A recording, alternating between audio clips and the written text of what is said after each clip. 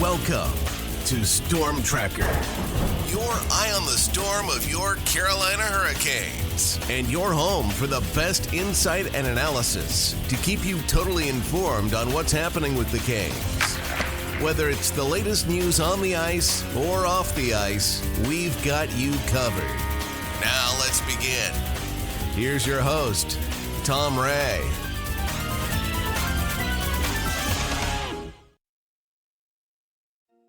Well, the North Carolina State Fair is over, and the Carolina Hurricanes are finally back home after a grueling couple of weeks on the road. The Canes started the road trip in San Jose minus Jacob Slavin and Pyotr Kochetkov, and they lost Shane Gostisbehere, K'Andre Miller, Eric Robinson, and William Carrier along the way. Despite all the setbacks, the Canes managed a respectable 4-2 record on the trip. What stood out for the Canes? What areas are still a work in progress? And what should we look forward to as the Canes regroup after the trip? Joining me as always to talk Canes, Aaron and Katie. Ladies, how are we tonight? Doing good. Great. Well, good. We're going to be talking about a lot of interesting things. Of course, this trip was quite the trip. We couldn't have written the script of so many injuries. I don't remember players falling like this so quickly over a road trip or even at home. So it's quite the thing. I guess what I wanted to do is maybe kick it off by talking about the trip. How did we feel about it overall? Those 6 games. We talked a little bit after the first one that they had won with San Jose, and we were hopeful that they would at least do 500 and maybe better. And it seems like they did. So why don't we kick it off? And Aaron, what were your thoughts?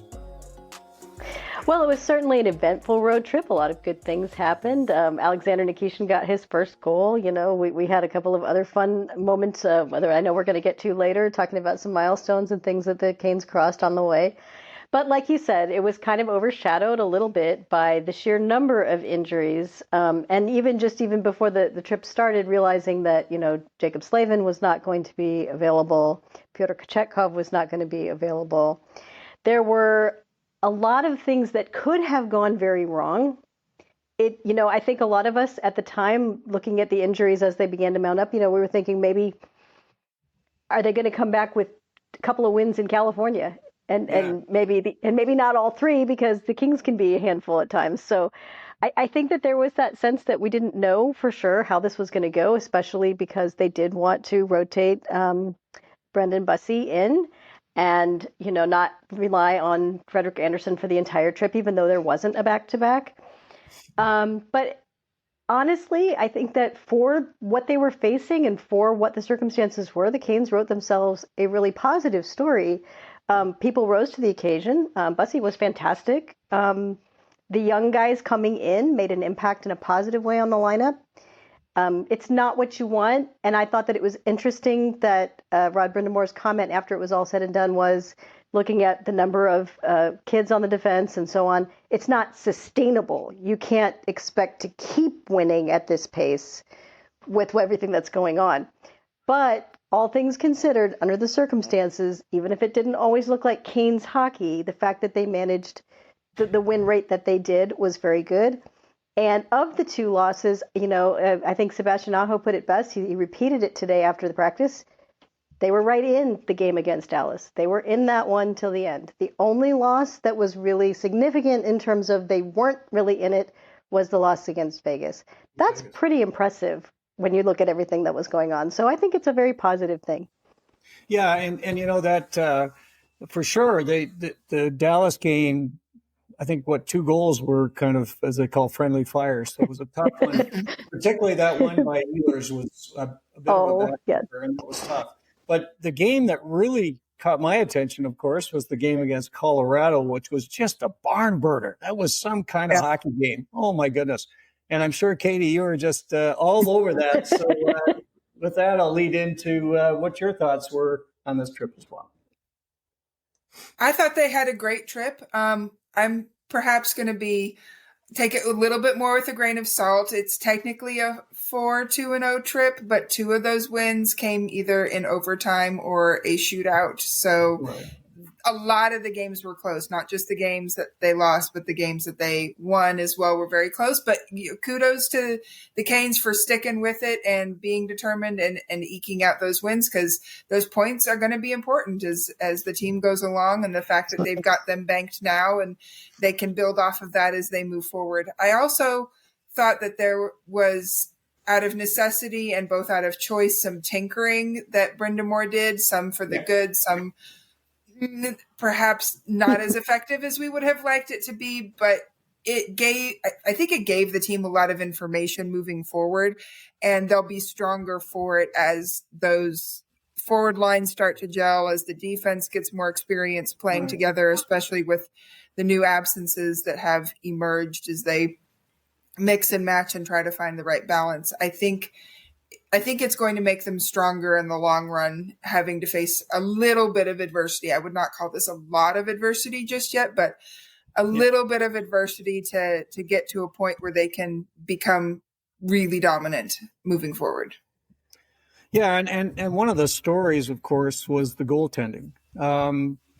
Freddie was lights out. He was amazing, and we really got to see Brandon Bussi up, close and personal. This guy was he was in 3 games. He came and stepped up, and I thought he was outstanding in those games. His numbers look really good. He's got a 2.34 goals against average, 911 save percentage. So those numbers are solid. And we talked about this in the last podcast, that McKeans were raving about this guy and saying, look, he's one of the best goaltenders outside the NHL. And he looked like that. To me, he looked like a goalie that's ready to play. And for sure, he made, I don't know how many 10-bell saves. Like, he had breakaways on him. He had, all kinds of high danger chances, and he was just gobbling them up and making great plays. So I think the goaltending was great. What did you think about Bussi and Andersen, Katie? I thought Andersen looked just like his same steady self. There, perhaps a goal here or there that, it'd be nice that he would have had made the Canes' job a little bit easier. But for early days yet in the season, he looked good. And then Bussi looked excellent. There was a Hockey Viz graphic that showed his saving area. And if you look in that high danger area right in front of the crease, it's a lot of blue. And blue for a goalie is good. It means that when teams are getting chances and shots close in, that the goalie's making those saves way more often than not. And that's definitely what you want to see. You don't want to see that he's being taken advantage of down there, either on initial shots or rebounds, or that sort of opportunity that teams like to look for, especially when they know that the goalie who is in the crease is inexperienced in the NHL. Yeah. So I thought he put up a very solid performance. I don't necessarily think that means that he's going to steal Kochetkov's job once Pyotr is healthy. There have been a lot of people on X talking about, oh, well, now, we don't need Pyotr, or Bussi's our backup, or he's, come on, guys, it's 3 games. You're really going to oust Kochetkov because Bussi had 3 solid games? Let's be realistic here. We've got to have a much larger sample size than that before we can come anywhere close to making such statements or declarations. So good on Bussi for his strong play, especially as it keeps Andersen healthier and fresher. But it'll be very interesting to see moving forward, now that it looks like Pyotr's about to come off the shelf and be ready to play in the near future, how exactly the team manages the goalie rotation. Because with 3 goalies, there's going to be lots of decisions to be made. Well, and the key decision right off the get-go is, are they going to keep Brandon on the roster? Because once Pyotr comes back, the question becomes, what happens with Brandon Bussi? I, for one, believe they should keep him on the roster. I mean, he's not an expensive guy, and they've got cap room. And I think the most important thing is that, we know they're going to have setbacks and injuries, and the more they can rest a guy like Freddie Andersen throughout the season and not be concerned about their goaltending, I think is good.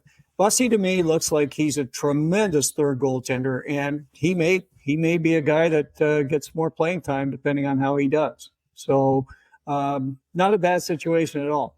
And we have to see how Piotr's going to do. We haven't seen him at all this year. He's a guy that last year was not his best year, and he's going to have some pressure on him now for those starts. I mean, and that's a good thing. That's a good thing. And hopefully he can find his game. And then if you've got 3 of these guys going, that's that's a good story. Because I remember sometimes, as you do, when we only had one, because the other guys were injured, or sometimes none, because we had Tokarski and, of course, Spencer Martin. So, yeah. Anyway, good story with the goaltending. I wanted to talk a little bit about the forward crew and what we saw. And I thought it would be interesting to kind of take a look at it in a little bit of a different way. And that is to kind of break down the lines from a perspective of, who are the players that are getting it done? And it looks like it's being done in duos. And I know you're all over this, Katie, and we've talked a little bit about this in the past. What do you think about the forward crowd, and what are these duos that you think are really getting it done for the Canes? If you look at the top 9, it seems like each line has a duo that has really started to gel and established an identity for their line. That you have Aho with Jarvis and the way that they're clicking and connecting with the goal scoring and the point streak, and they're doing it in a lot of different situations. You look at the Staal line, which is the Canes' identity line. No surprise, he and Martinook are dominating possession and that sort of thing, and they have the best goals for percentage of any of the lines. Again, not really a surprise because of the role that they play on the Canes and what they're trusted with. And then you look at how Stankoven and Blake very, very impressively are creating a lot of chemistry. They're learning each other's style of play, anticipating where they're going to be, and really just bringing that bulldog mentality to that line and pushing play forward, driving play, and just the tenacity that they're bringing. So those 3 lines with those duos on each duo on those lines has been very impressive to see. And it will be interesting moving forward, both with injury and with just creating chemistry, to see what Brind'Amour does as far as completing those lines with the additional winger. Yeah, and we'll get into a bit of a discussion on that. Sebastian Aho, he's off to a good start. He's had some key goals. Of course, Seth Jarvis has been incredible. Aaron, what are you seeing with Seth Jarvis this year? What's changed? I think, honestly, what changed for him, I don't know if you guys all watched the Face-Off Inside the NHL special with Seth Jarvis in it. I think we talked about that a little bit before. But I was struck by how determined he is to get to that next level and to, prove that he does, in fact, belong in this league, and that he's, he is worthy of all of the things that are coming to him. So you see that mentality that he's putting in on the ice. I'm sure it's the same thing, on practices and the off the ice stuff too. But I see a tenacity that I didn't see before, I think, to make, get those second and third opportunities, to not, get muscled off the play as easily as he used to back in the day. But I also see that he's very adaptable. It seems like he's been very good at figuring out what Sebastian Aho is doing and then playing off of that. And Aho's the kind of center that he does not play well with every winger out there. You can't just rotate wingers next to him and have it all work. We've talked about this many times. There have been many wingers that, could have been top line wingers with the Canes, but it just didn't gel with Sebastian Aho. So I think having Jarvis be that guy that can just read off of him and know what he's doing and figure out how to maximize those opportunities that are getting created, and then set, Aho up for those opportunities as well. We saw that really nice goal the other day, and just having that connection, that mental connection that allows them to thrive so much together on the ice. So, it's putting Jarvis in a position to, set an NHL record for the most game-winning goals in the first 4 or 5 games of a season. I think it was first 4, if I remember correctly. Yeah. And then he's had I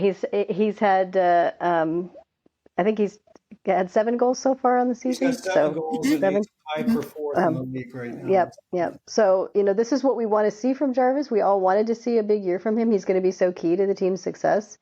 So the more these two can build, and then, like Katie said, rounding out that trio, we're going to get to the subject of Ehlers in a little bit, I think, but that's the key, is to figure out how to turn a duo into a trio. And I think I really like how both of them have been trying to do that, both Aho and Jarvis. I think that they will break through. So yeah, I mean, Aho's been off to a good start. Actually, he's surprised me a little bit because he usually takes a little bit longer to get the engine going. So this year he's jumped off quickly. With Jarvis, one of the things that I started to see with Seth Jarvis is that he's taking more control of the team. Like, he's a guy that, because of the character that he is and just the personality he has, he's just everywhere, right? And everybody loves him. He backs everything up with outstanding play. And I think that's really something that is going to be kind of critical over time, as he's starting to get more and more attention on him when the Canes play. Everybody wants to talk, of course, to Jarvis. They want to see what he's up to. And of course, he's producing at such a great rate right now. And the other thing that we've heard about Jarvis, and we heard about this in the broadcast quite a bit, is that he has improved his foot speed. And this is using some kind of a special technique with, what was it, their ribbons or resistance. Yeah, resistance bands. Yeah, resistance bands. Mm-hmm. That's what it was. Yeah, resistance bands. I wanted to get that. He was definitely working hard to improve that part of his game, and it shows. And he's not going to score 90 or 100 goals, but I think he's definitely on track for 40 or more goals this year, which would be huge for the Canes. Now, we talked a little bit about Jordan Staal. I know, Aaron, you're really excited about Jordan hitting 300. He got goal number 300 and goal number 301. And, we were all on hat trick watch for Jordan Staal, which is always such a funny thing when that happens at the beginning of the season. And he also, I believe it was the other milestone, was that he hit his 900th game as a Cane. We all know that he's been in the league a lot longer than that and has played many more games than 900. But that was still a special moment for the team because, it puts him up there in terms of how many games a Canes player has played. He puts him right there. So that was great to see both of those milestones get hit in. I think it was subsequent games. It wasn't both in the same game, but because we do kind of laugh about the Staal lines, getting lots and lots and lots of chances, but not really always cashing in. It was a great moment for the team, and I know that because they do really love their captain, that was a great moment for them to get to celebrate. So, and it was a lot of fun. I think that. I'm not sure if Martinook was more excited on the ice. It seemed like, but it was really special. As you know, and they're tremendous part of the Canes DNA for sure. Yeah, so it's so great to see that, and it was fun. By the way, speaking of these milestones, it was so much fun seeing Brent Burns with his 1500th game, and yes. We're all over that, of course, and a lot of the Canes got together with Brandon and some of the other folks like Natchez and I think Drury as well. So that was I think that's great stuff, and I really like to see that because these are good friends, and yes, when they get on the ice, it's war, but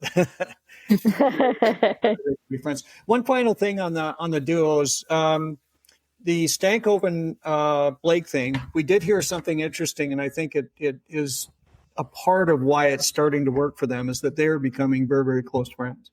So those two guys are thick as thieves now. And I think, again, that kind of camaraderie really goes a long way. And we're seeing the connection on the ice as well. They're making a lot of plays together. They're looking for each other.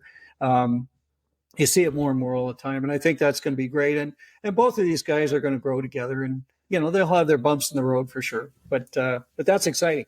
Now, when we talk about what was working with the duos, we know there are some concerns with some of the other areas. If we look at the scoring side, we've got some key players without a goal.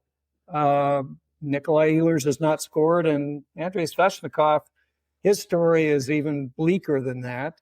Let's start with Andrei. Katie, what have you got to say about what's happening with Mr. Svechnikov? Well, I'm going to start off with one thing that is a positive before we get into the plenty of critiques that there are as far as he is concerned. When you look at his Hockey Viz shot map, the majority of his shots are coming from right in front of the net. Okay. So at least when he is getting shots through and attempts on net, he is doing it from close range. He's doing it from places that are dangerous. He's using his size to get to those areas and create opportunities he just hasn't cashed in yet. So at least there's that particular silver lining in what's going on. The problem is there's just not enough of it yet. He's not getting enough of those chances. No. And it's going to be harder for him to find that footing because he's been bounced around due to the lack of production. He started up on the second line, then he got moved down to the fourth line, and now with the injuries, he's up with the Staal line.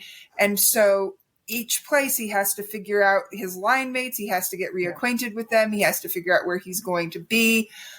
But it could end up being a good thing for him because he has played with the Staal line before. I do think, he still adds some size and as well as some skill to that particular group. So once he gets comfortable playing with them again, maybe it will help open up some opportunities for him to feel like himself once more, because I think that's been the biggest thing when I've looked at him is he doesn't feel like Andrei Svechnikov out there. He is not playing with the heart and the determination that we know he is capable of, that we saw in the playoffs this last season.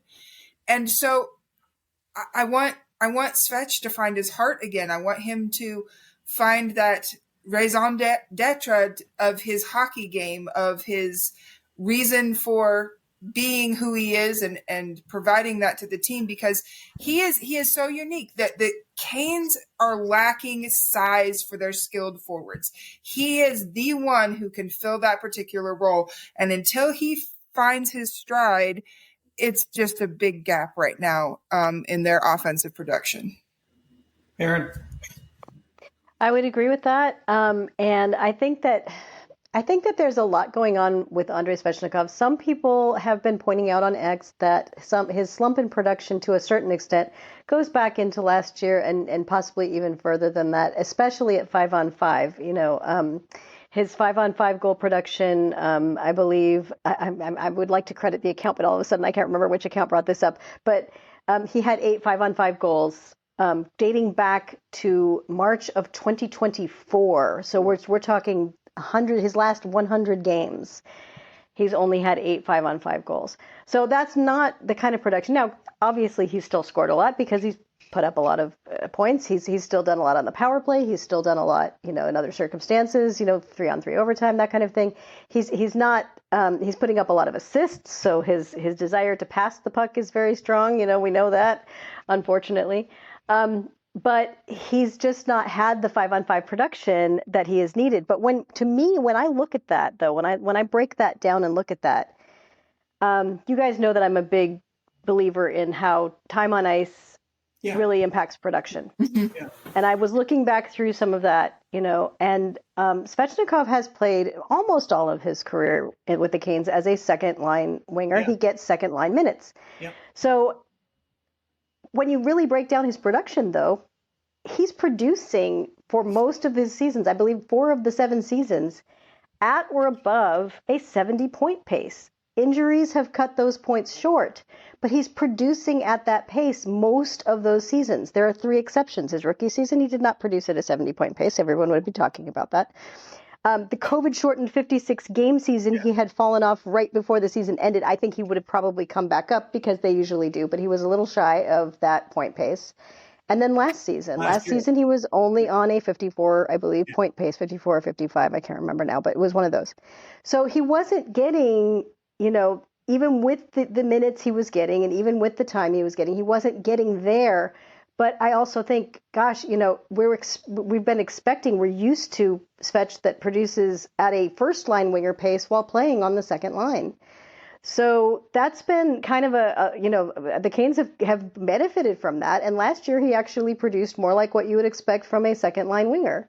So I think that maybe we need to just kind of look at those expectations that we have and say how much of this, especially post all the injuries, especially with everything that's been going on with the deployment, how much of this could be corrected by just a run of good luck on the power play, getting himself back into the confidence that says I can score, because, nobody puts up that amount of points with second line minutes unless they're very, very good. So that version of Svechnikov has not gone away. And the people that are out on X calling for him to be traded, because he hasn't scored in 8 games, they're not looking at the picture of what's going on here. No. Whatever he needs to get in and fix, whatever's going on in his mind, he has to remember that he is an elite player. Yeah. And there's no reason whatsoever that he can't get back to that. Yeah, I guess where I am on this is that last year was not a great year, I didn't think, for him. He had a great playoff, but he did not have a particularly good year. And look, he's an $8 million guy. He was a second overall pick. He's got to do much better. I mean, that's just it. He's got to do a whole lot better. And the Canes need him to do a lot better. I mean, that's the other side of it. And Katie, you're right. I mean, it's a small forward crew for the most part. And he's a guy that comes in and can make a difference. He's not getting it done. It's simple. He's not getting it done. And he's got to find his way back. And they're giving him chances, for goodness sakes. He was on the first power play for a long time.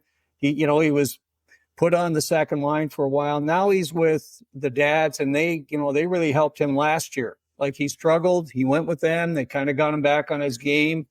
And I think that's the hope right now, is they can shelter him quite a bit, right? They can protect him. And all he has to do is go out and, add a few hits here and there and try to score a goal. But I'm not particularly happy with Svechnikov right now. And, the longer this goes on, it becomes more difficult for the Canes. They need him. I think that's true.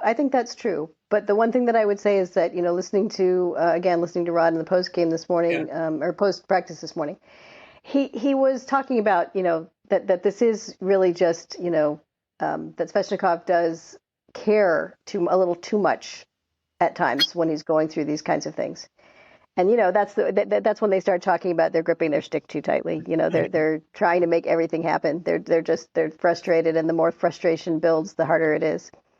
But, one little sign of maturity that I have to say here, that we should probably notice is that even with all of the things that are going on, he still doesn't have any penalties. No, and that is one of the only areas of concern I had about Jackson Blake, is that he's up there at the top. We tied for the top with 8 penalty minutes. we don't want Blake to start taking the undisciplined penalties, but in terms of Svech, I honestly think that maybe he should have just stayed on that second line just a little bit longer, because they were coming up against two relatively easy teams, and he got yanked, didn't he, in the beginning of the San Jose game? So, I mean, there was, I think giving him just a little more time to gel with Stankoven and Blake would have been maybe more positive. I'm not sure why the decision was made to switch Hall up there that fast. So, I definitely agree. I'd like to have seen him stay there longer, but I'm going to disagree just a touch while we don't want him taking undisciplined penalties, I do think the fact that he hasn't taken any yet shows that he doesn't have confidence in his power game. And that's when Svech is the most effective, it's when he's playing at a power forward where he's combining size and strength and skill together. So, no, I don't want him spending 2 minutes in the box every game. But at the same time, I want him to have that self-belief in who he is and the raw physical gifts that he has that make him such an effective player, and go out there and use it and use that body, because he doesn't have a lot of hits on this season. I think it's only like 5. So, 5 hits. And he's got to be a bigger physical presence in that. And I think if he can lean into that side of his game and say, okay, look, the points are going to come eventually. I can't control that. What I can control is how I go out and play. I can go out and play with the same kind of enthusiasm that Blake and Stankoven are playing with. But since I'm a big boy, I can go out and I can be even more impactful in the corners and make it life miserable for the other team to play against me, and get the puck away from them and find my line mates and create those chances. And being on the Staal line, they're already a good puck possession line. Yeah. The Jordans are going to have the puck a ton, which is going to give Svech a lot of opportunities. So yeah, it would be nice if he had had more time on that second line. But again, if he can get back to his identity of a power forward and go out there and play tough physical hockey next to Staal and Martinook, it could help jumpstart him, and that's what I'm really hoping for. Well, absolutely. I'm happy he's with Staal and Martinook, frankly, because he played well with them last year. And to your point, Katie, and this is kind of where I was not so happy with Svetch, is that, when players who drive offense are not scoring and not, doing much offensively, usually they lean on the other parts of their game. That's really the way it works, right? So, they improve their defensive side, or they're laying the hits on, or, they're doing something. They're contributing in some way. And you can sit there and say, yeah, the goals are going to come. They're going to get their points. But he's making something happen out there. And that's been back to this whole question of, what's really going on with Svetch? And yeah, maybe he's beating himself too much up when he looks in the mirror and says, hey, you're not getting it done.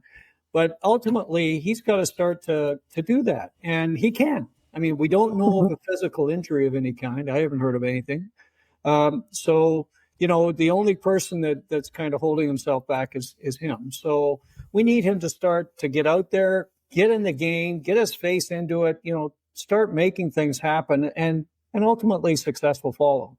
And I keep coming back to the same thing. The Canes need Svechnikov to be Svechnikov.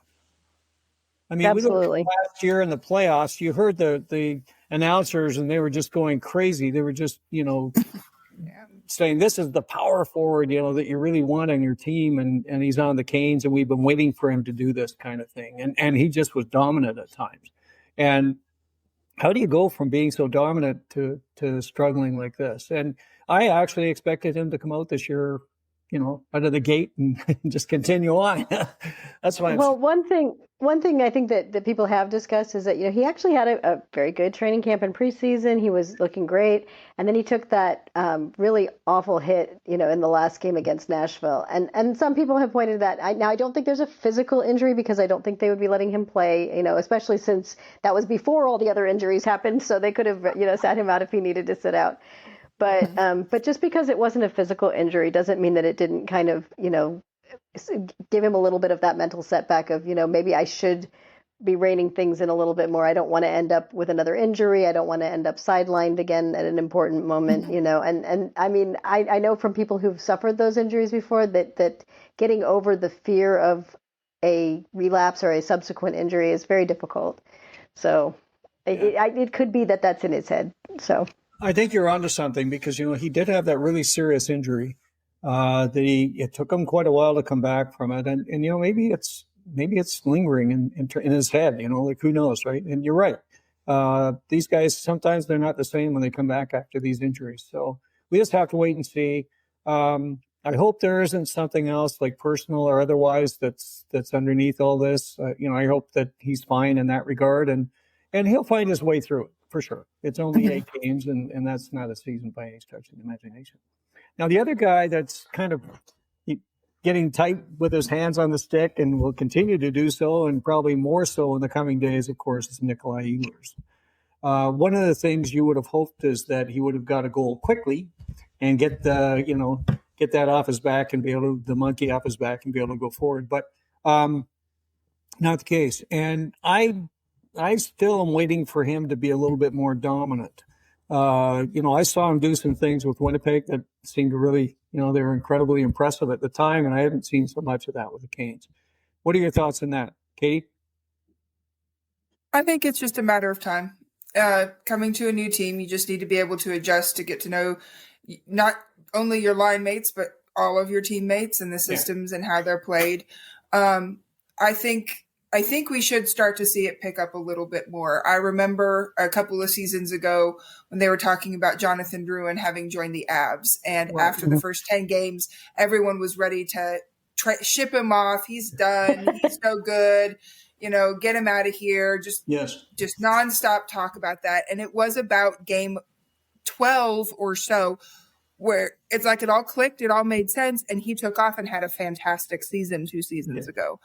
I expect something like that to happen with Ehlers as well. I think over the next handful of games, it's going to be like, okay, click. I got it. I understand now. I've been playing with Aho and Jarvis long enough that it makes sense. He's already starting to pick up the assists. I think that will end up growing into goals. And watch out if that line starts humming, where it's not just Aho and Jarvis doing marvelous things, but Ehlers is getting up to their level as well. They are going to be one of the best top lines in the league for sure, because they have so many weapons, both in the playmaking as well as the goal scoring department. Well, that brings up an interesting question because, of course, back to the social media discussions on several different platforms, they've been suggesting that Ehlers should be moved off that line. They're suggesting other changes, and that brings up an interesting discussion: is do we think the wingers are in the right places? Like we talked about the duos. Do we think that the folks who are currently manning those other spots on those lines are the right ones? Or should there be some other moves that we think, as coach of the squad, should be done? Aaron, what are you thinking? Are the lines the way they should be? I think that there's always room to change things up in some senses. I'm not as quick to do that, I think, as Rod Brind'Amour usually is. But one of the things that's interesting to me is that Ehlers is, basically stapled to that line, and I don't think he's going to be moved off of the Aho and Jarvis line. I think that they want that line to work. I think they need it to work because, like Katie said, that would be such a threat. The Canes have not had an offensive threat on their top line. That they've had, obviously Aho and Jarvis have been really good, but they haven't managed to get that trio that when you see them come over the boards, your first reaction is, oh no, the way it is when it's McKinnon and company. So Natchez, yep. So we think that, I think that that's part of it. But now one of the things that I find interesting is I think that in a previous season, if Rod Brind'Amour had acquired Nikolai Ehlers when, say, Vincent Trocheck was still on the team, I think that there would have been some rotation. There would have been, you know what, let's take the pressure off. Let's put him on the second line for a little bit. You're not going to do that when you're easing Logan Stankoven into playing center at the NHL level in his first season, because that is way too much responsibility and pressure for a 22-year-old who is playing center for the first time in the NHL. You just can't. And that's one of the things about the Stankoven line that we're going to, I think, have to realize is that they're not going to be putting people there as randomly as they have done in the past. I think we all know that when the center rotation was however many games of Kotkaniemi, and then however many games of Jack Drury, and then however many, the wingers also rotated a lot on both of those, in both of those scenarios. But you're not going to see that with Logan Stankoven at 2C because he's just now starting to play center in the NHL. And Rod Brind'Amour is very careful about that, especially with a player that he obviously has a lot of high hopes for. So you can't put Ehlers next to Stankoven. So he's got to play next to Aho. It's not going to happen that they're going to do that. I don't think, it could happen at a shift here or there, but you're not going to do that for a game. On purpose, unless there's some other circumstance going on that we don't want to think about in terms of injury. That creates a problem, though, in a sense to me, because one other winger that I think we've talked about is whether Taylor Hall belongs on that line with Blake and Stankoven. And I think the reason Taylor Hall is on that line primarily is because he's a veteran player with a lot of experience and a lot of savvy and the ability to, not only keep some of the more predatory opponents at bay, but also to negotiate with officials when needed, because, the officials are going to be more willing to engage in conversation with a seasoned veteran and with a lot of, than with two 22-year-olds who are, in their mind, maybe causing some havoc. So you've got to have that presence. So that also kind of, I think, ties their hands a little bit. Now, if Svechnikov can get his game back, and they can put him back with them. He's certainly not new to the NHL. This is his 8th season, so he can take that role. But apart from Svechnikov, you're not going to be putting the one thing I want to just get out here right now for all those people out there that are already doing this. You will not be putting Bradley Nadeau with Logan Stankoven and Jackson Blake at this juncture, not now. It's not going to happen. It may never happen because of the size issue, but even if they decide that's not going to be a big problem given the strength of Nadeau, please stop telling Rod Brind'Amour to put Nadeau with Stankoven and Blake. They're not going to listen to you. It's a lost cause. Same situation. You can't have 3 guys with that little experience in their current roles and that age, that young of an age, on a line together that is taking that much time on the ice and having that many minutes. It's just not going to happen. But Aaron, it's creating a bit of a problem because Bradley Nadeau is not a fourth liner. Okay. No, he's not. He's being wasted on the fourth line. Yeah. He's a player that is clearly ready to play in the National Hockey League and is certainly has the respect of Brind'Amour on the offensive side because he had him on that top power play. So that tells you a lot. I think they got to try to figure out how they can get Nadeau up higher in the lineup somehow. I really do. And I don't know how that's done yet. I don't. I mean, you're pushing the buttons to say, hey, he shouldn't be on the second line. He's not going to be on the first line. Where does he go? I think at some point, Nadeau is going to have to get a look on one of those lines because he's just too good to be on the fourth line. And I think he's a better player than a Taylor Hall. Okay, I think he's a guy that has a bigger upside, of course, for sure. And I'd like to see him playing and getting the minutes. And that's the challenge you've got. And I understand why all the folks are screaming on X and other social media platforms because I'm not happy with him playing on the fourth line and getting, light minutes. I mean, even in short play, he gets opportunities. He's a guy that's around the puck. He gets great shots. I mean, he is an offensive, gem. He can really play. And again, I don't think he needs to do a whole lot more in Chicago. And if he goes back there, that's fine. But boy, his defensive play in the last game was probably the best of most of the forwards. I mean, he was tremendous. So I don't know how much additional work he needs there as well. But again, it's a challenge that Rod's going to have is to figure out how to cast this forward crew. And of course, there's more complexity that could come into this later because we fully expect at some point that Tulsky's going to try to bolster the forwards. He's already been talking about that. So what does that mean? Who moves, who goes, and how does it change the forward lineup as well? Again, the lineup looks good. It doesn't need a lot of change right now. I mean, they're winning games. That's fine. You can always improve. And I think the challenges that we are going to continue to see are, I mean, Stankoven has got some work to do. He's got to improve his face-off side for sure. He's been spending time with Rod trying to get a little bit better in the dot. He's been sitting at, somewhere around 45%. So he's got to do a lot better in the face-off dot. And he's still working, to figure out how he's going to do his defensive work. And one of the things that we do see occasionally with that line is they're being overpowered. They're being outmuscled. And that's a concern for me, a big concern. And particularly, these are the easy days. This is the early part of the season. Wait till we get into the tough, kind of final quarter and into the playoffs. It's completely different. And I think that's something that's got to be addressed somehow because we just don't have a big enough forward crew.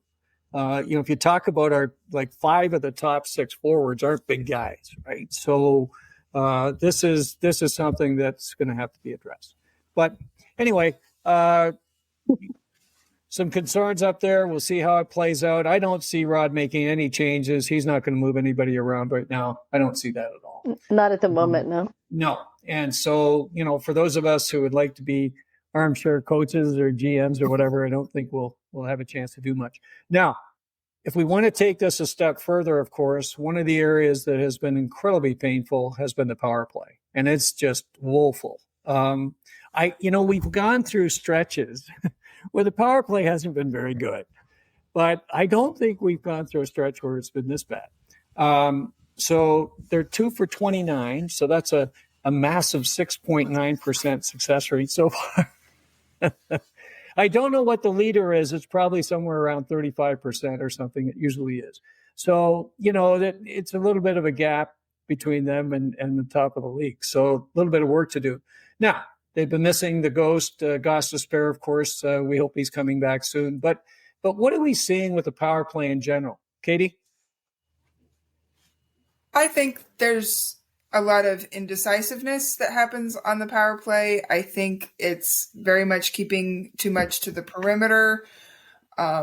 It's just contradicting the way that the Canes are playing 5-on-5, which has been so successful for them. You think they just lean into that even more on the power play. You look at the Hockey Viz chart for their 5-on-5 production, and the majority of their production is this dark red splotch right in front of the goal. And they're finishing their chances. I know, it's crazy. The Canes are finishing their chances 5-on-5.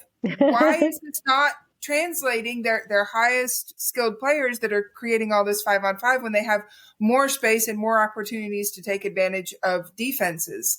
And so it's really kind of baffling, because when you look at the Hockey Viz chart for the power play, there's this big blue spot in front of the goal. So how is it going from lots of chances 5-on-5 to very little chances on the power play? And I think they're just trying to be too perfect. They think that all of a sudden they need to become Connor McDavid and Leon Draisaitl out there instead of being the Canes, and working the puck in, getting, not just shooting from the point like they used to do when Burns was on the power play, and create chances, but chances, try to snipe it, but snipe it in such a way that if it doesn't go in, it creates a rebound, it creates an opportunity.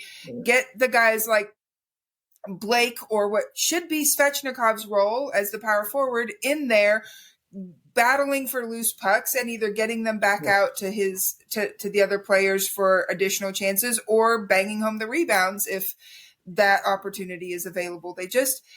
They need to be a little bit more lunch pail when it comes to it, and a little more straight line approach until it starts working. All of this looking for the perfect pass, trying to make that one extra perfect play so it's a slam dunk of a goal, that is just not working, and they need to reset and recreate the power play in a more meat and potatoes sort of approach. Yeah. Aaron? I agree with all of that. I think there was I think it was, I don't remember, but I think it was Adam Gold the other day said they should just put the Staal line out there, and he was only half joking. If it wasn't for this beat issue, it would probably have already been done. But I mean, I think that there's, there was an interesting article that was just posted shortly before we sat down to record by Ryan Henkel, and he said that there's two problems that we haven't really touched on with Katie's discussion.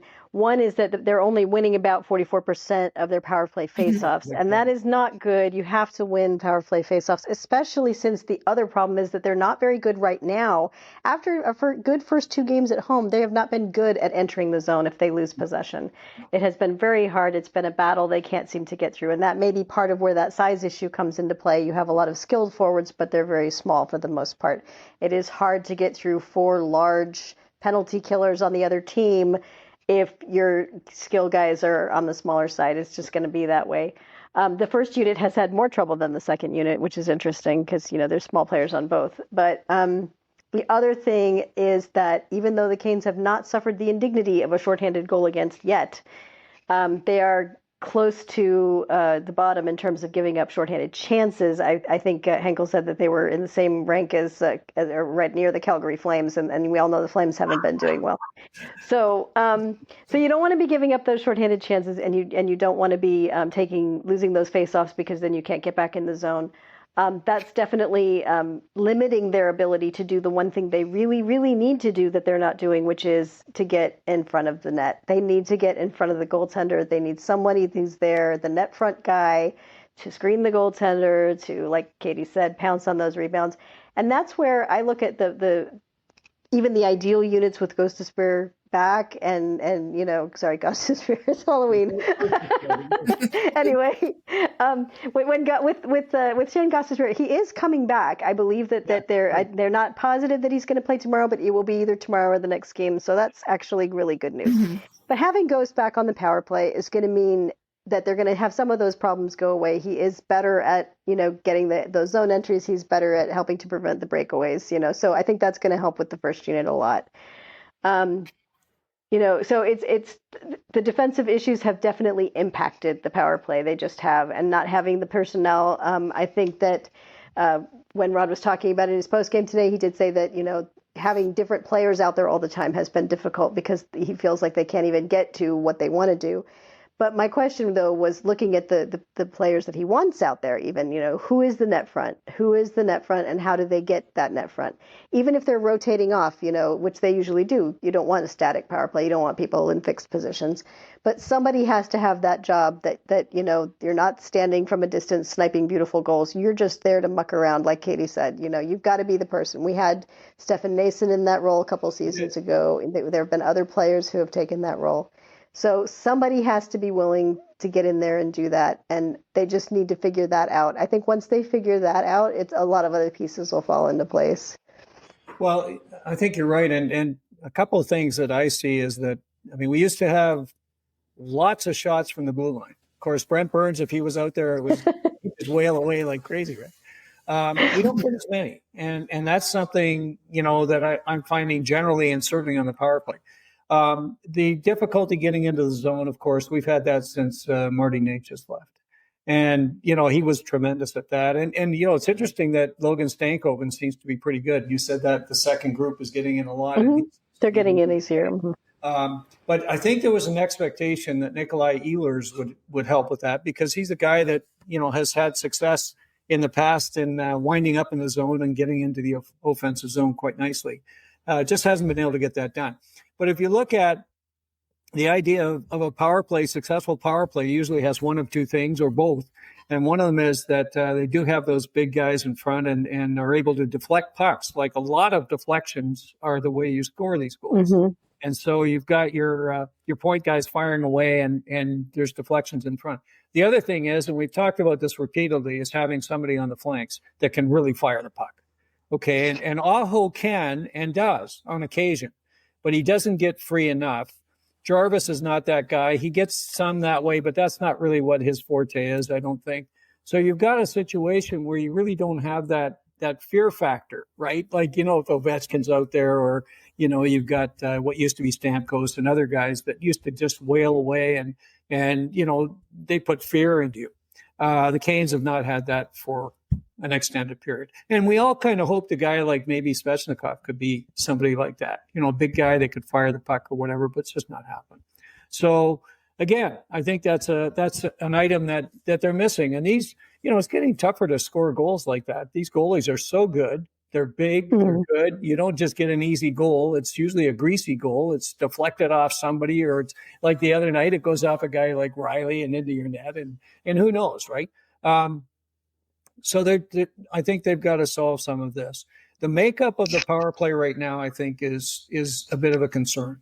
And I think even with Gostisbehere when he was there, the numbers weren't great. He's missed the last 5 games or whatever, but previously the numbers didn't look that good either. So he's been having a great season. I think, he started probably with his best year that we've seen. And I was really excited about that. So I'm hopeful he can come back in and bring some excitement to that power play. But they've got to solve this. And it's a concern. And if we look back for so long, how long have they had these challenges? 2 years ago, I think it was unbelievable how bad the power play was, and going into the playoffs. So something is not kind of gelling with their view of a power play or how they do it. I'm not sure. But this is something they're going to have to address. So we'll see. Now, power play, forwards, goals. Now, interestingly enough, the Canes are near the top in goals per game, which is kind of an interesting thing. Despite all this we're talking about in the power play and some of the forwards not getting it done, they're still getting goals. So it's great. But I think the story right now is the D-core. You've got K'Andre Miller stepping up, and I thought he was playing tremendous hockey and seeing big Excellent. minutes. 20-plus minutes a game. And then he goes, and it just gets worse. And, of course, Gostisbehere went down as well. So, and he was playing the best hockey that I think he has as a Cane. So, it's kind of a series of events that if you could write a script and say this is the worst that could happen, I think it's happened to the Cane. So that's what happened. What have we seen? What did we like? Why don't you kick it off, Katie? What I've liked how Nikishin has stepped up and really taken some extra minutes, because at the start of the season, he was sheltered there with Ghost. They were getting, the first 2 games, the Canes got to choose the matchup, so they were very selective in when they put him out there and the types of looks that they were giving him. But with Slavin being out, Miller being out, Ghost being out, a lot of the responsibility fell to him as being the third most tenured defenseman on the blue line behind Walker and Chatfield, which is crazy to think of. But Riley's brand new this year, and then you had the rookies coming up, or the prospects coming up. So that has really impressed me how well he has shouldered that, and it means that he's also had some mix up. He started with Ghost goes out injured, so he has to have new partners, and I think he's played with 2 or 3 different D partners along the way and shown that he can adjust his game, and he's playing the heavy game we were expecting. He has lots of hits, and he's very steady and heads up and smart hockey. I mean, not super flashy. It was great to see that one goal. That one goal showed not just the skill, but the vision that he possesses when it comes to that end of the ice. And in more subtle ways, that vision is what's serving him well in his own zone. So I think that's what's really stood out to me, is the fact that Nikishin seems to be coming into his own defensively. And then as he grows and gets more confident, that will allow him to activate more readily and more frequently up in the O zone and provide that particular wrinkle to the Canes game that they really need, because they have not been getting the offensive production from their D-core due to all of these changes that have been going on that they normally have enjoyed in the past. So looking forward to seeing what Nikishin has to offer as he grows and gets more confident moving forward. Yeah, and of course he's been killing penalties as well, and doing a solid job of that. And I think the biggest challenge, and you see it occasionally with him, still trying to figure out the system. Am I supposed to be here or there? And you see it happen. He kind of, where am I supposed to be? But for the most part, he's getting more comfortable. And as he does, of course, he's certainly starting to show some of the talent that we expected. One thing with Nikishin, though, and we've started to realize this, he's not necessarily fleet of foot, because we've seen him lose some races coming in, forwards coming in fast, and you just can't turn quick enough and can't catch up. So he's just got to be positionally sound, and I think he's realized in a short period of time, this NHL is a lot faster than the KHL. So I think it's all part of the learning for him, but he's definitely coming along strong. And the bigger thing too is as we've talked about many times, he's still trying to figure out the language, and that's going to be a big bonus once he gets more comfortable with English as well. Now, other folks, Aaron, that you've seen on the blue that have you've been pleased with? Well, I think we have to give the flowers a little bit to Sean Walker because of how much he has had to do and how well he has done it. I mean, there were people that were, not that pleased that the Canes were planning to use Walker as heavily already this year, just with the new acquisitions and everything. And then to have him step up and just take over things, as part of that first pairing and just be, solid every night that he's been there. And it's just, I think that's been great. And Mike Riley too. He's, we should talk about him as well, being a good veteran and just, you don't notice him, and that's a good thing. You don't notice him a lot, occasionally, but not, just very a veteran presence, somebody that can steady things down when the young guys get a little bit flustered or whatever the case might be. As far as the young guys coming in, it was great to see Charles Lesley-Legault get some ice time, and he played very well. And then I know your guy, Yoel Nystrom, you're going to probably want to talk about him. He's been great too. And now we have Fensori called up for the possibility that Gostisbehere might, if he can't go. So this has been a lot of fun for you, Tom, I know, because these are your guys. These are the ones you talk about. So I'm going to turn the question back to you. What have you liked about your Wolves players that have come up? Well, for sure. And interestingly enough, Nick Bass and I were talking about Yoel Nystrom last summer. And I thought I'd just play this piece from Nick because, he had it right on. Let's listen to Nick. Yoel Nystrom, I know Darren York's incredibly high on him, and he has very good reason to be high on him. His two-way game is among the best in there. Kind of like how Morrow is just really good offensively, and Charles Alexis Legault, really good defensively. Yoel Nystrom is probably the best of both worlds, where he is good defensively and good offensively in both regards. He is playing as a top pairing defenseman for Farjestad, which is one of the better teams in Sweden. He's an exceptional defenseman. He gets some power play time, even though it might not be the biggest. I like his offensive game. His skating is good. Everything about Yoel Nystrom is something to like. He is playing this next year at Farjestad, but after that, I would not be surprised to either see him somehow snag a role with the Hurricanes next season, not this upcoming, but the season after, or he gets a top pairing role with the Wolves and he has a lot of ice time there and probably is the first one on the call-up sheet if an injury or something like that. Okay, so pretty cool stuff from Nick. That's great stuff. Interesting thing about Yoel Nystrom, 1602 his first game, and he played 132 on the power play and 424 killing penalties.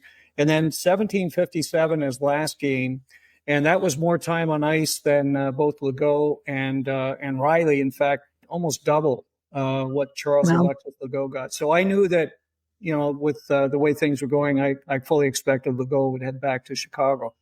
But, if you watch Nystrom, Nystrom is a guy that, we talked a little bit about him before. He's just confident on the ice. Like, he just goes about his business. He doesn't get flustered. He's quick. One of the biggest things about him, and Nick talked about this, his skating is amazing. Like, this guy can really, really skate. And interestingly enough, in the last game, you started to see Nystrom alongside Nikishin. So they started to be the pair, and I think that's the pair we're going to see in the next game as well. Because, again, Nikishin, he's doing his stuff, but Nystrom can cover quite nicely. And he's a smart, heady player. I mean, that's one of the biggest things you see with him. The interesting thing is both of these guys are 23 years old. Mm-hmm. So it's not like you're talking about a 17 or 18-year-old. Both of them have several years of kind of major league hockey under their belts, playing with men. So I think that's a key point of this. And so I think I'm excited about Nystrom. I think he's kind of quietly come into the mix, and is a guy that is gonna push for a position with this Canes team at some point. Even as they go forward, they're going to start to think about that. What have you seen when you've watched him out there? I mean, I've been effusive about him, but what have you seen? Have you seen anything that you really thought, hey, this guy looks like a player? I think it's more about what you haven't seen than what you have seen, because like Aaron was talking about with Riley, is when the fundamentals are sound, he's just taking care of business and doing what he's supposed to be doing, and not being noticeable in the wrong ways. So with someone who hasn't played before, especially, what was impressive was the story about him getting called up in the first place and barely making it to the rink in time to sub in for Miller, because it was in that Colorado game, wasn't it, when he came in, when Miller took warmups. The initial thought was that Miller was going to play, and then it was kind of decided, no, we're not going to risk this. We're going to pull him. We're going to play it safe, and on he comes to take his spot.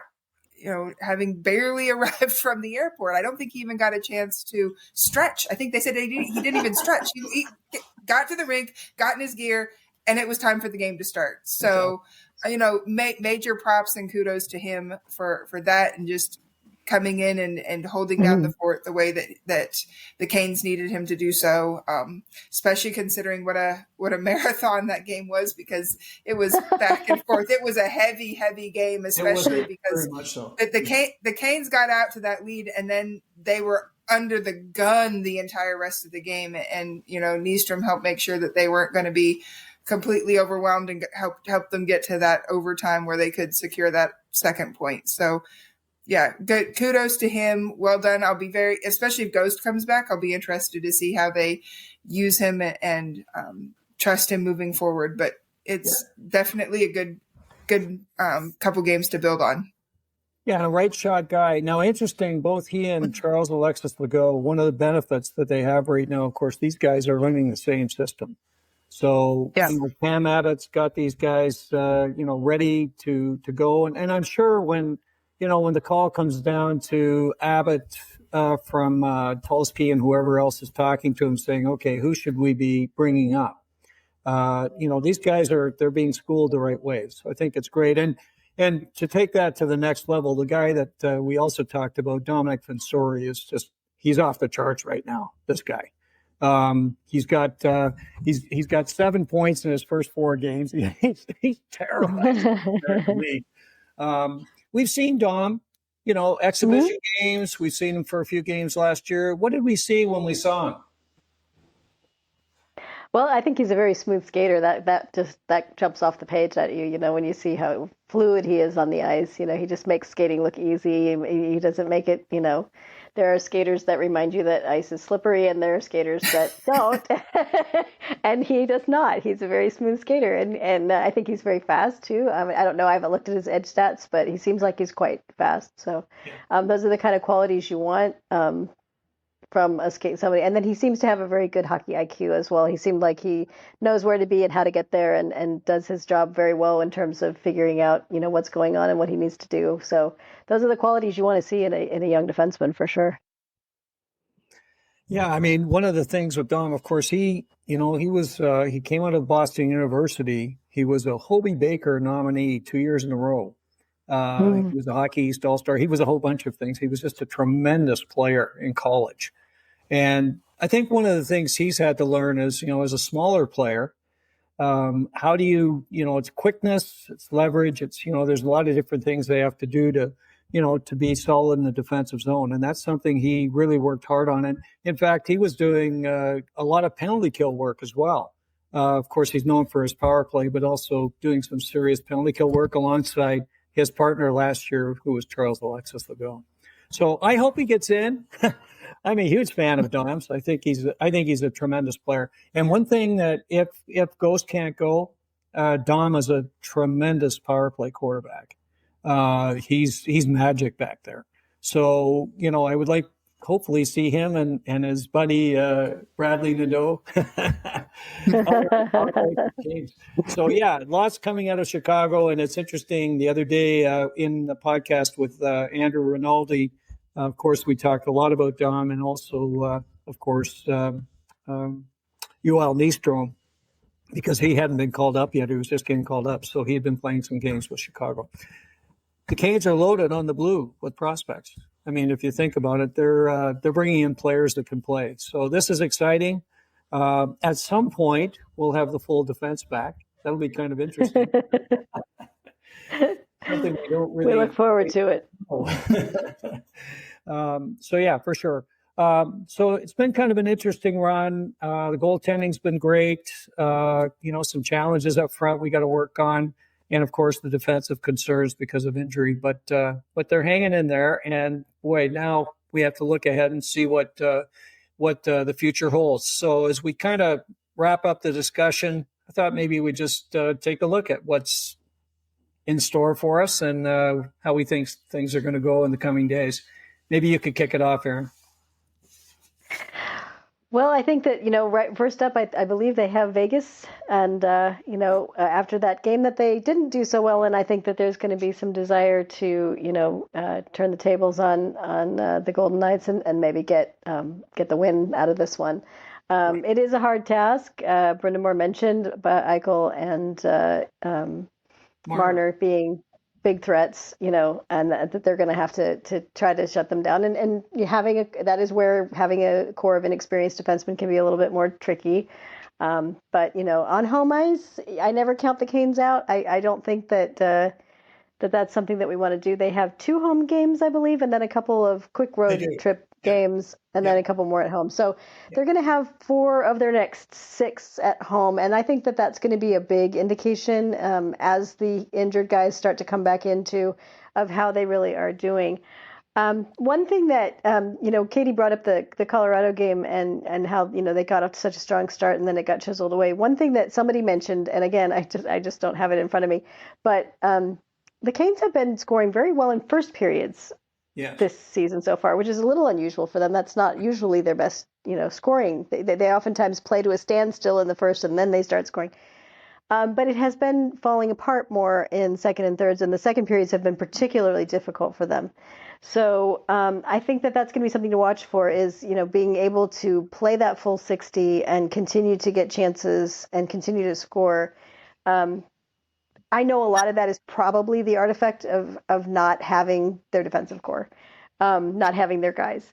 But it is something at home. Again, like I said, I never count them out at home, because having home ice, having the matchups, getting the time that they want with the players they want on the ice, I would think that that's what I'm going to be watching for a turnaround. Can they keep the scoring going into the second and third periods, and keep the other team from taking advantage of their lapses in those periods, because that's what's been happening a lot.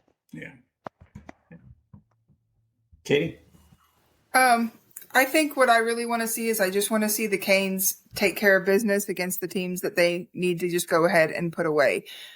They've had quite the gauntlet this past week with Vegas, Colorado, Dallas, now Vegas again.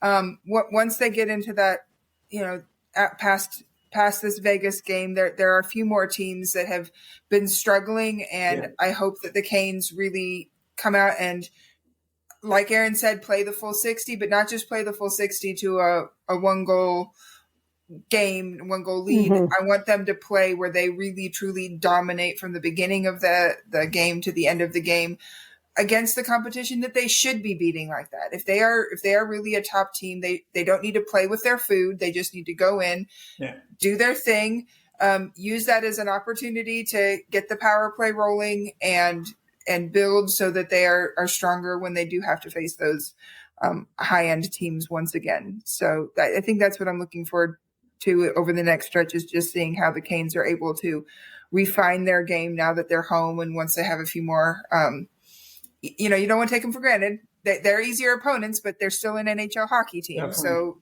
they can win on any given day. But these are teams that they should beat, and they should beat handily if they are playing to their identity and playing for the full 60. Yeah, and again, home ice is a welcome opportunity for the Canes. They've been away for almost 2 weeks. That's a tough slug. And now they should be, as a team, much closer and much tighter. And they talk about this a lot, that these are great team bonding situations. And that's a great thing, because we know as the Canes get together and start to really, gel as a team, they are tough to beat. And even sitting right now, like last week, it was interesting to see the Athletic with their power rankings with the Canes at number 1. So that was kind of a wonderful thing that, we can enjoy. We don't know if they'll be back up there anytime soon, but that was exciting. In any case, they're going to have a lot of home games over a short period of time. And I think that's the opportunity for them to kind of get back on track, get some injured players back. And we're hearing, I think, some positive things on a lot of the players. We've heard that Ghost is close. We've heard that maybe K'Andre Miller is not that far away, right? And also that Robinson and Carrier are not going to need surgery. So that means it's probably weeks away as opposed to months. So good news on that. We'll continue to track this closely, and I'm sure as they start to get some of these home games under their belt, we'll have a chance to talk about that and see how it's all kind of progressing, and hopefully in a good way.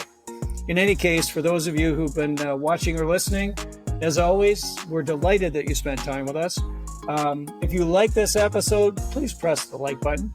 And of course, if you have comments or you just like to say hi, please put those in the comment section down below.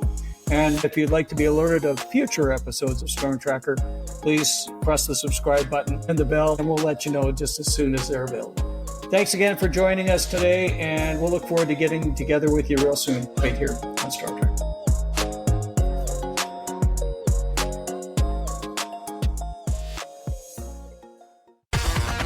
Thanks for listening. Be sure to like, subscribe, and tell your friends for everything with the Canes you need. Storm Tracker.